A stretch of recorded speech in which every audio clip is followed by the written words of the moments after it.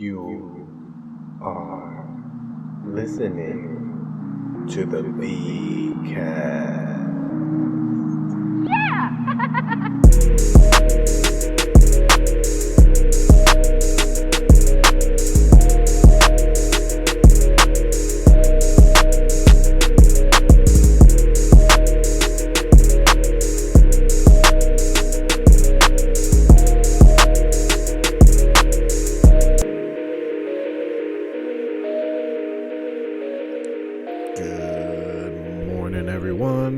Welcome back to the VCast.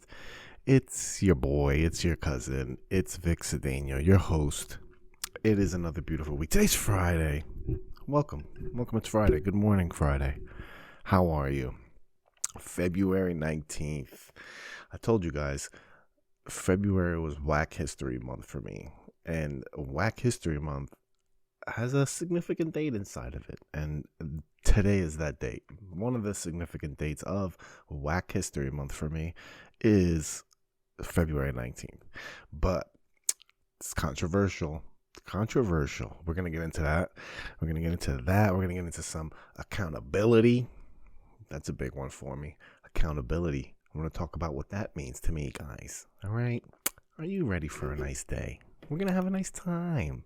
It's good. I'm so happy. We're still back in the basement. By the way, I don't know if you've noticed my surroundings. Still in the basement. I'm never leaving. Never leaving. Guys, before we get into anything, you know that I'm trying to get rid of this pool table behind me, right? You see that pool table behind me? That is a 7-foot United Billiards pool table. Bar style. What that means, bar style, is that it looks like a pool table that you would find in a bar, but it's not coin operated. All right, it's made for the home. It's free. It's free to come play at my house. You just have to bring beer and weed and paisa. I need some paisa. I'm trying to sell that pool table. All right, and I'm selling it online, and somebody called me and they want to buy the pool table, but they're like, how many guys do you think I'll need to move it? I'm like, sir, you don't need to worry about how many guys you need. You just need to call the A-team. 18 pool tables. That's who you need to call to move that shit, because I can't tell you how many times they've showed up to people's houses to fix tables that have broken legs because people tried to move them. Don't try to move your pool table, ladies and gentlemen. Do you know that your pool tables should be level? All right, see, this table here is one piece of slate inside. That means that it does that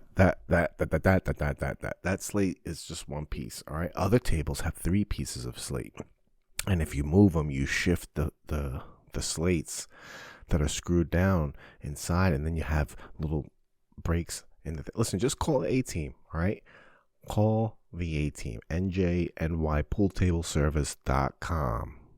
njnypooltableservice.com. Call them for all of your billiard and game room needs. If you have things other than billiards, William can help you. All right. The 18 Pool Table Services is the tri-state area's top pool table repair company. All right. That means that table over there, it needs new cloth. It needs new rubber so that it can play well. 18's got you covered. All right. So while they're moving the table, that's the time to get the table fixed up, because they already have it apart and they're already there. So while they're moving the table, they'll take that cloth off. They'll take the cloth off of the rubbers, all right, the bumpers, and they'll take the cloth off of that. They'll take the rubber off. They'll put nice new rubber. They'll put new cloth on the whole table, put it back together, and that thing will play like new. Ladies and gentlemen, whether you need your pool table refurbished, refelted, or relocated, A-Team uses its more than 15 years experience in pool table repair in New Jersey to offer top-notch customer service and high-quality work, all right? They also offer pool table maintenance and moving services in Westchester County, Long Island, Manhattan, Brooklyn, and Queens. Call the A-Team Pool Table Services. I'm trying to convince him to get a van like the A-Team. Like, paint your vans black, put dope tires on them, some like, especially with this snow that we're getting, and put like a red stripe on it. You know, matte black with some red stripes on it, bro. That shit'll stick out. And when people show up to your house and you hit the horn and you're like, dun, dun, dun, dun, dun, dun, dun, dun. I'm telling you, that is the way to do it. 18 pool table services specializes in one piece slate, like that table back there. Coin operated and antique pool tables. Those other tables, they come in 3 pieces. We cater to Northern New Jersey, Westchester County, all 5 boroughs of New York City, and Long Island. All right, they drive all around this area. You need them. They need you. You need them. It's a good relationship. All right, 18 pool table services. When I start having guests around, I'm going to have my buddy William Malimo come on this, and we're going to talk about pool tables forever and ever. And you guys will get it. All right, you guys will get it. Go on the 18 Pool Table Services website. Check out their testimonials. All right, you can see what the clients are saying about them. They only post the good ones, though. They're not going to post the ones that go, hey, Bill, you're an asshole. All right, my table is still broken. You know why they don't post those? Because those don't happen. All right. 18 Pool Table Services. Look, just go check them out. njnypooltableservices.com and get your pool table fixed today. Nobody wants to see you with your cruddy ass pool table. All right. Also, if you want to advertise on this podcast, just hit me up. Hit me up. I'll read about your business here. And not only will it air on this podcast that's listened to by hundreds of people, not only will it air on this podcast, but I will also clip the video and give it to you so you can post it on your social medias. All right. And then, all right. 18 Pool Table Services. Be like them. All right. I got the bills out of the way. Welcome back to the show. It's morning, man. February 19th. Right now it is 6:40 in the morning. I got work in a little while. But I wanted to jump on here quickly because it's going to be a busy weekend. I don't know if I'll get a chance to record. I need to have an episode out on Monday, baby. So that's when you're going to hear this. You're going to hear this bad boy on Monday. And let's go quick update. Let's run down the list here. Social media break still going on, still blacked out. And you know what? I don't miss it. I miss the thotties, of course. I miss the jokes, of course. I miss my boys. I'm talking shit. I miss the what's happenings in comedy on the local social media scene. I'm missing open mics. I don't know what the weather is the day before. Kind of don't know what's going on in the news, but I kind of do. Because I do that. I do the news app, the Apple News app. So I kind of know what's going on in the news. But other than that, I am just... I'm trying to fucking talk here. I have so much less anxiety than I normally walk around with, because there's like so much anxiety in the anticipation of what people are going to say, the anticipation of how people are going to react, the anticipation of how people... I think I said what I needed to say. That stuff gave me so much anxiety. The anxiety of, politics and things like that. Like all of that made me anxious, especially when I opened my phone and I would spend so much time consuming content, other people's content. And it's not like I'm doing anything special with the time I have now. I've been playing video games. I've been focusing on, my current situation. So it's been good that I had this extra free time. Really good. And really, really beneficial to me to be with so much less anxiety, especially this month with all the things that are going on. Wack History Month. And now adding to it the new situation. Still can't talk about it. Soon I'm going to drop an episode and air out my own dirty laundry. But right now I can't. Just because of other people's privacies. Like I've said before, due to other people's privacy, I'm just keeping it a hush. All right. I'm not hiding anything. I'm not trying to avoid talking about something. I want to talk about it so that I can get it off my chest. because this podcast for me is like therapy.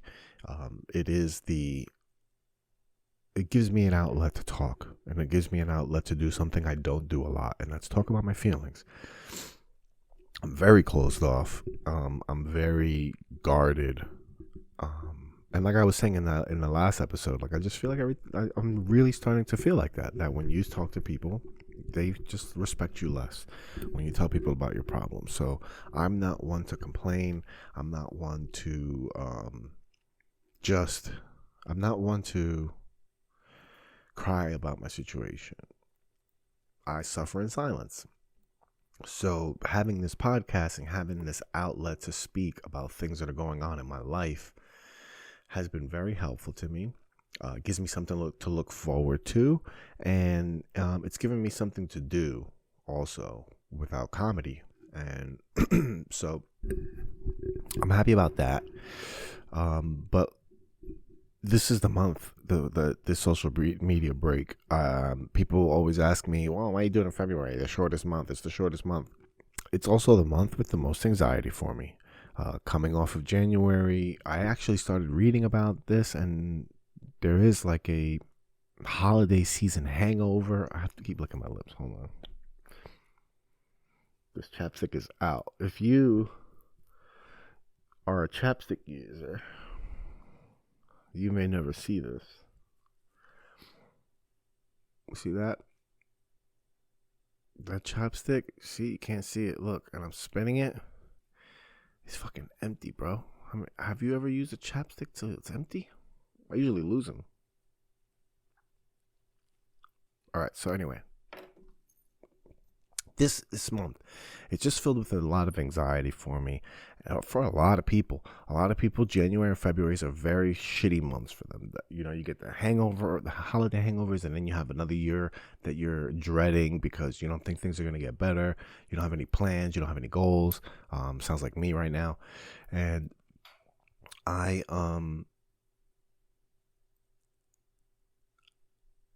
having the social media break this month allows me to take a step back from all the nonsense and just focus on my own thoughts. Focus on the things I'm thinking about, because when I'm consuming social media, I'm escaping my own thoughts, and I'm escaping my own life, and I'm going into your life, and your life is now my entertainment, your misery. All right, because just because you pretend on social media, like I do, that everything's okay, doesn't mean people don't know that your fucking life's a disaster. And it's good entertainment. Your life burning and falling apart is excellent entertainment for people. So shout out to all of you that keep it 100 on social media and talk about your problems, because those of us that have our own problems find it very entertaining. I don't like other people's miseries, but I like to see other people misery. I don't want other people to be miserable, but I like seeing other people miserable, because then I feel like I'm not alone. I identify with that because I'm miserable. All right? I'm miserable. I probably never really admitted that, but I'm miserable. And it's me inside. It's not anything that's going on outside of me. It's nobody that's putting any pressure on me. It's nobody that's, making me miserable. It's just me and how my mind operates and how my thoughts operate. It just makes me miserable inside. Right? All right.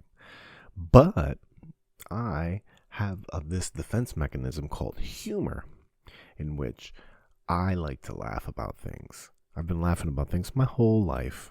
All right. I took a pretend picture on my dad's casket. I've been pretending my whole life. All right.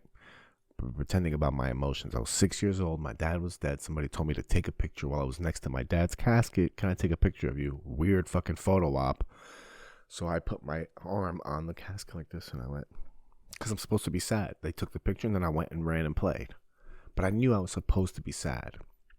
So I've been molding my emotions to what I think other people want them to be in order for them to feel comfortable, because I'm super empathetic. Super empathetic.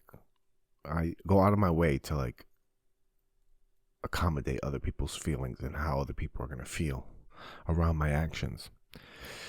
So anyway, what are we talking about? Oh yeah, Wack History Month. So February 19th was the day that I had to turn myself in for sentencing in 2004. So in 2004, February 2004. So 2003 is when I got arrested. August of 2003, I got arrested by an undercover police officer, and I got a lawyer. And from August throughout the year, we just kept delaying motions, delaying, rescheduling. By September, I left. September, I went to Florida. I went to my mom's house, and I told my mom I'm not going back. And she's like, "You have to go back. You're in trouble." I was like, "Fuck that! I'm not going back. I'm not going to jail." By this time, I would say by October, my lawyer was telling me that you have to go to jail. There's no deal. You have to go to jail. You're gonna have to go to prison. There's no way out because of the mandatory minimum laws. Thank you, Joe Biden. The mandatory minimum laws made it so that because I distributed marijuana in a school zone, I had to go to jail, even though it was my first offense, even though it was just weed, even though the cop knew I wasn't a drug dealer. They knew I wasn't a drug dealer because I told them so. I told them I'm not a drug dealer. I can get you weed though. But they wanted to use me to get other people. So they wanted to ruin my life, or put me in a position to ruin my life, so that I would tell them who I was buying weed from, and they can keep going up the ladder. Real fucking 21 Jump Street shit there. And whatever. So there was no deal to be made, so they couldn't. They still had to, give me time, but I got out of it. Where was I? Oh, when I went to Florida, I was telling my mom I didn't want to go back. I didn't want to go to jail. I could just stay down here. They're not going to come get me down here. But my cousin was a bail bondsman. He had posted my bail, so he would have come and got me for that $15,000. He knew where I was. So I was like, fuck, I got to go back. So I made arrangements with my lawyer, and we settled on a date for my return to turn myself in for sentencing. That was it. Sentencing and allocution was, they had already made all the motions. They couldn't put it off anymore. You couldn't postpone anymore. And they set the date, February 19th, 2004.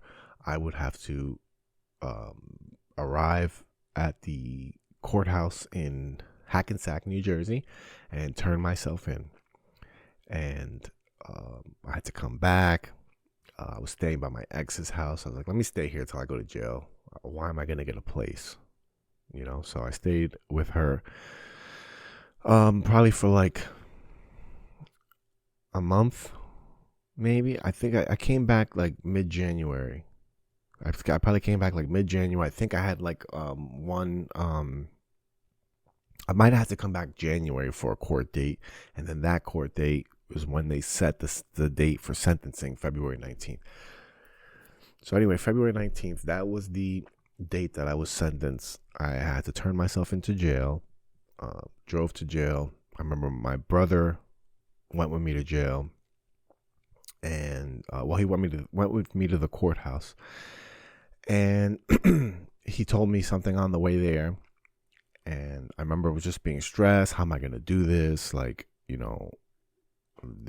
was not only just going to jail. It was, everything I was signing for after in drug court, all of the responsibilities. And I was just like, how am I going to do all this? And my brother said, if you want to beat them, just do everything they tell you to do. And I didn't understand what that meant. Like on a philosophical level. I didn't dive deep into it that day. I just thought, if I do everything they tell me to do, I can't get in trouble. You're right. Like that, it just dawned on me. I don't want to be in trouble no more. I don't want to be in trouble. I'm not a fucking criminal. All right. I don't want to be in jail. I don't want to be, committing crimes. I don't want to lie to people. I don't want to be conniving. I don't want to manipulate. I don't want to be that. I don't want to be any of those things. I just want to be like a regular person. I don't want to be honest. I don't even want to be a regular person. I just want to be like an honest working person. I don't want to steal from anyone. I don't want to con anyone or anything like that. Later on, we'll go into conning. But I didn't want to be part of any crime, right? I was already devastated that I was going to jail. I was so ashamed. I was so ashamed that this is what I was doing. My mom busted her ass so hard for her life. And she didn't do it just for her. My mom didn't work so hard for her. She didn't have fucking beautiful things. She didn't take vacations. She didn't fucking go anywhere. She didn't do shit for herself.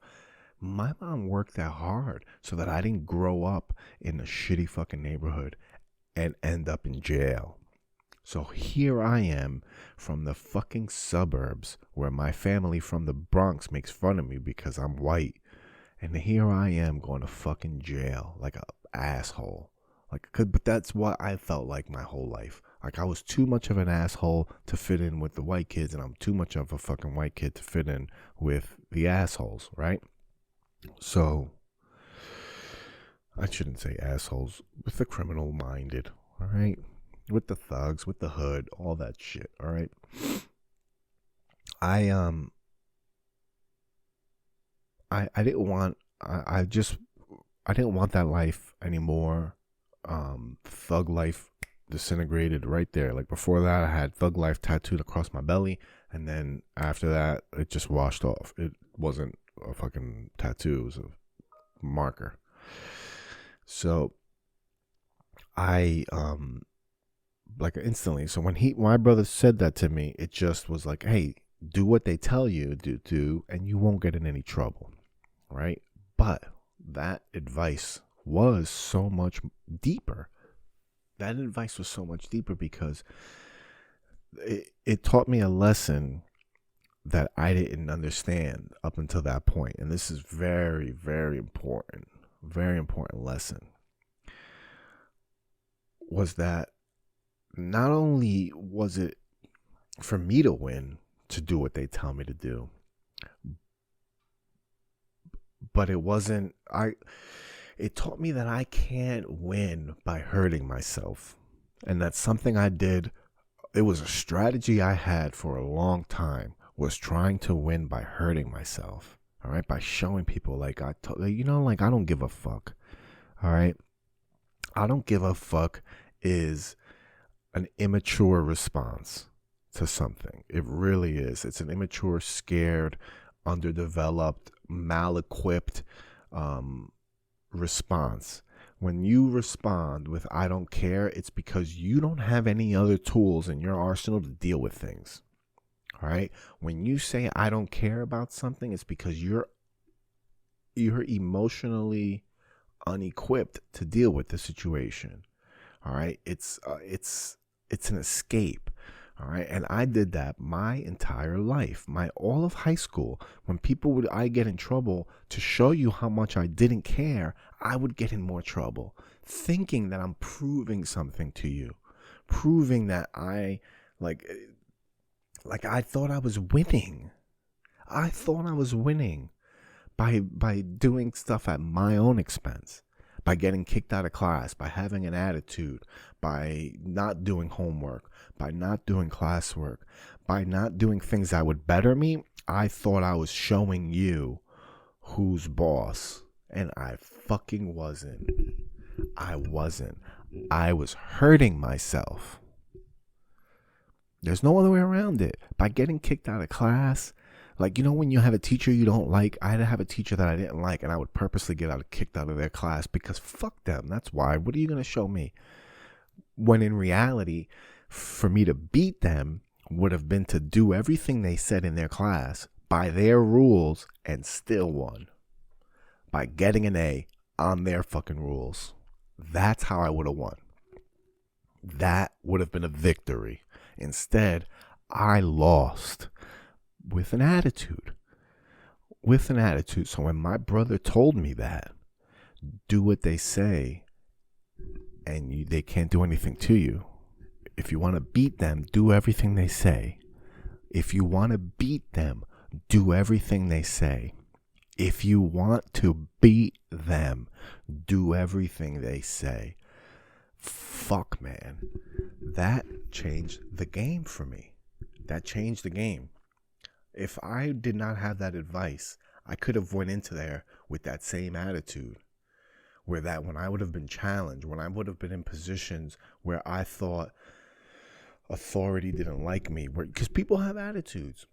People in positions of power have attitudes. Not everybody's going to like you.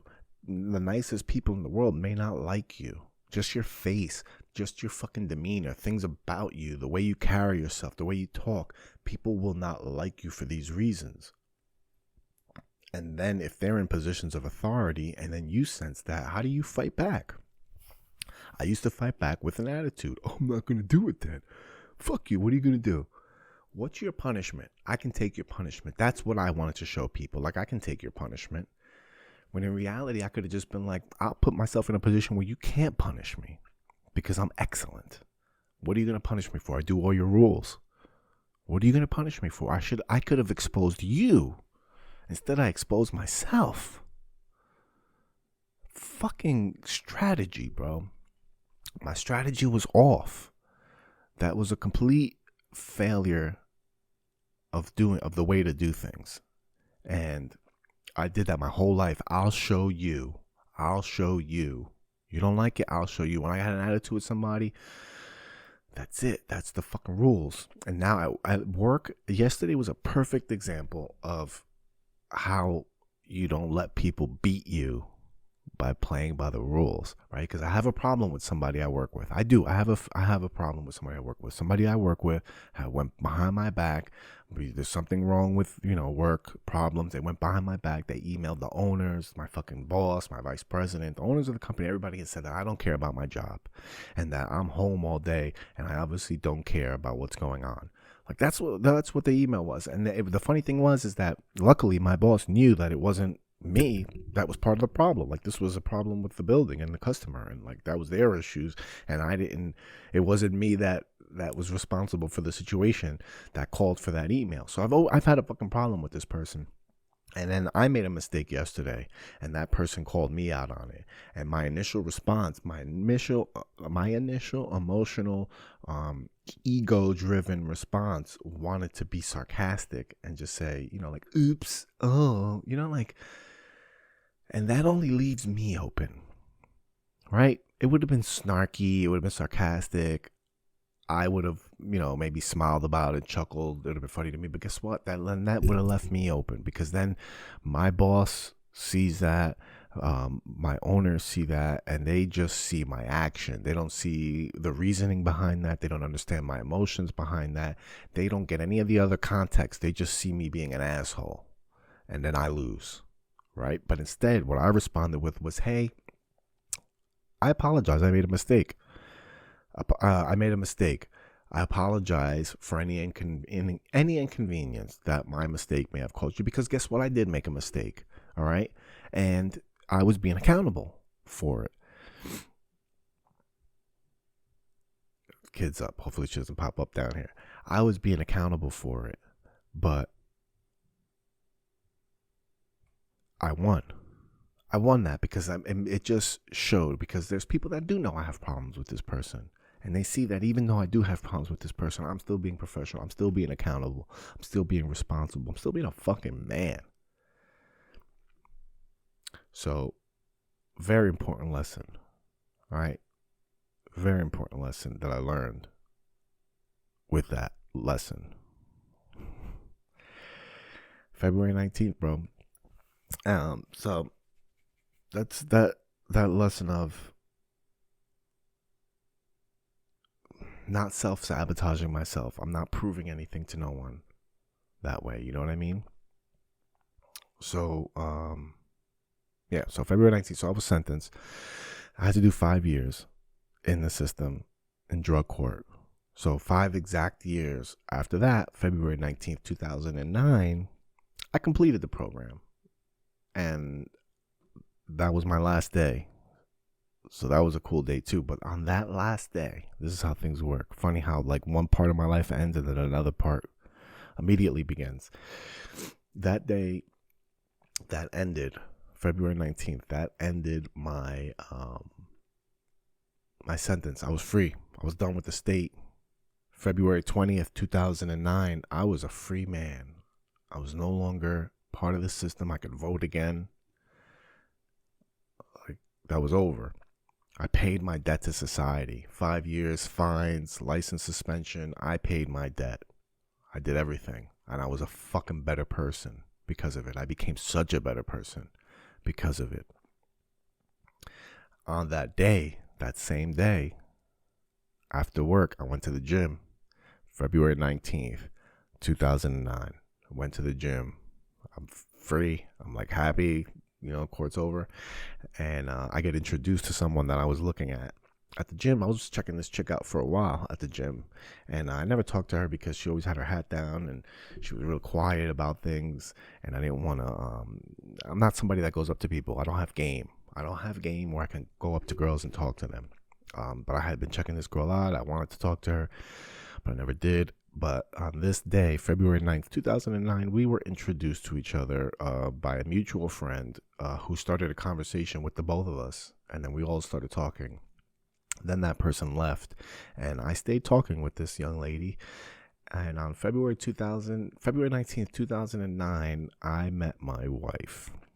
I met her. We had a conversation. And from that day forward, we did not stop talking. We talked every single day.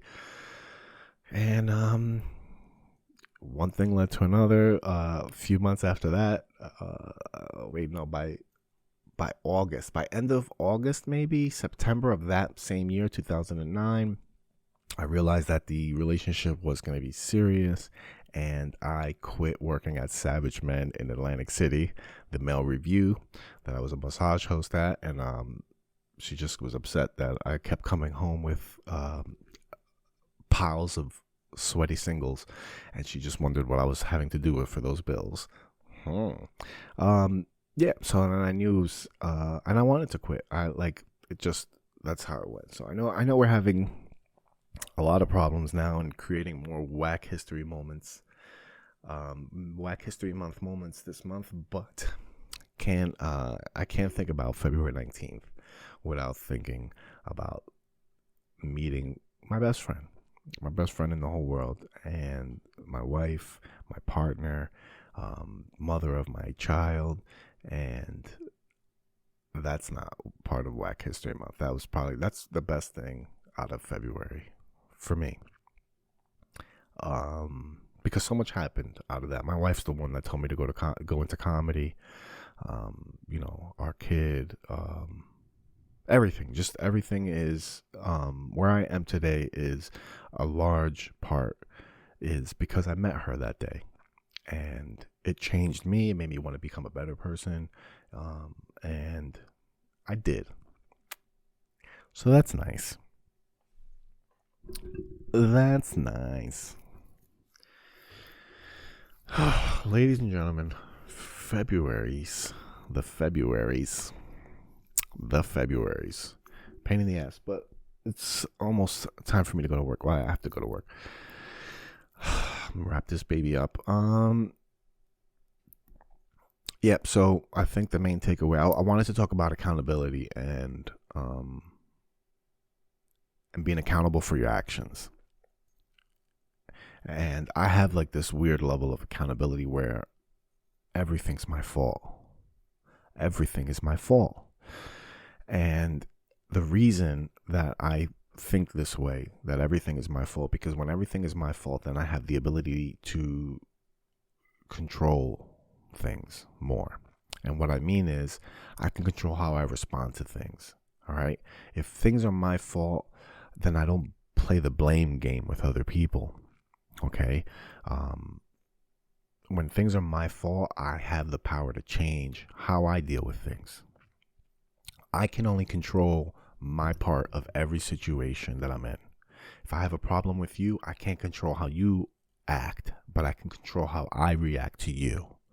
That's accountability. I'm accountable for how I react, even if it's your fault. What did I do that put me in that position to allow you to do that to me? That's accountability. When you stop blaming other people, you take control of your own life. You ever talk to somebody and they tell you about their problems, but they never tell you how they're responsible for their own problems? It's always someone else. It's always something else. It's always this. It's always that. And it's never them. Bro, it's always you. It's always you. Always. And when you think like that, when you take the blame for everything else, you feel so much more powerful.